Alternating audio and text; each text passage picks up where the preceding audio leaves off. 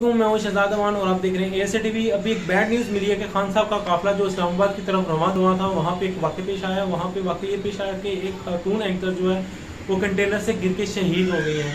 ये महीना जो है सहाफ़ियों के लिए काफ़ी बुरा महसूस हो रहा है, क्योंकि अभी अरशद शरीफ साहब की शहादत हुई है, अभी एक और शहादत रिसीव हुई है। खातून जो थी वो खान साहब का इंटरव्यू करना चाहती थी। आपको पता है कि बहुत ज़्यादा रश है इस टाइम। जो कंटेनर पे चढ़ना इतना आसान काम नहीं है। सहाफ़ी भी है, सिक्योरिटी भी है, जो बाकी मेम्बरान है वो भी ऊपर नीचे आ जा रहे हैं। सहाफ़ी जो कंटेनर पे चढ़ के खान साहब का इंटरव्यू करते हैं, तो हर बंदे की यही कोशिश है, हर एंकर की यही कोशिश है कि जाके इंटरव्यू कर सकें और उनका जो अलाए अमल है वो जान सकें वो क्या करना चाहते हैं। तो उन्हीं में से ये खातून थी एक, जो अभी न्यूज़ मिली है कि शहीद हो गई हैं। वो कंटेनर पे चढ़ के जो है ना खान साहब से मिलना चाहती थी और उनका इंटरव्यू करना चाहती थी। बदकिस्मती से जो है ना गिर के कंटेनर के नीचे आके शहीद हो गई हैं।